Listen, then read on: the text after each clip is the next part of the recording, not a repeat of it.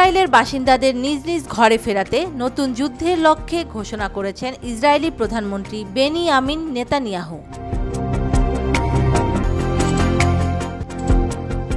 মঙ্গলবার 17 সেপ্টেম্বর নেতানিয়াহুর কার্যালয় থেকে বিবৃতি প্রকাশের মাধ্যমে এ তথ্য জানানো হয়েছে, এমন খবর প্রকাশ করেছে আল জাজিরা।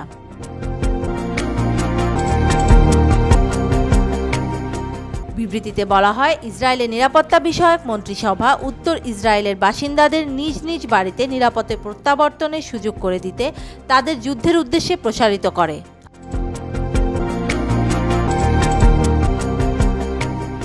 প্রধানমন্ত্রীর নিরাপত্তা মন্ত্রিসভার রাতারাতি বৈঠকে ইসরায়েলের নতুন যুদ্ধের লক্ষ্য নির্ধারণ করা হয়।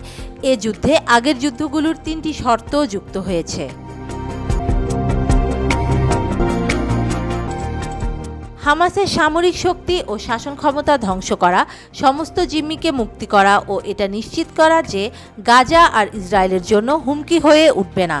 গত জুনে নেতানিয়াহু ঘোষিত যুদ্ধের সময় এই শর্তগুলো তার কার্যালয় থেকে প্রকাশ করা হয়। এর আগে গত 7 অক্টোবর দক্ষিণ ইসরায়েলে হামলা চালায় হামাস। এর একদিন পর ফিলিস্তিনি গাজাবাসীর প্রতি সংহতি প্রকাশ করে ইসরায়েলের বিরুদ্ধে যুদ্ধ শুরু করে লেবাননের সশস্ত্র গোষ্ঠী হিজবুল্লাহ। গত কয়েক মাস ধরে ক্রমবর্ধমান আন্তঃসীমান্ত হামলার কারণে উত্তর ইসরায়েলের বহু সম্প্রদায়কে সরিয়ে নেওয়া হয়েছে।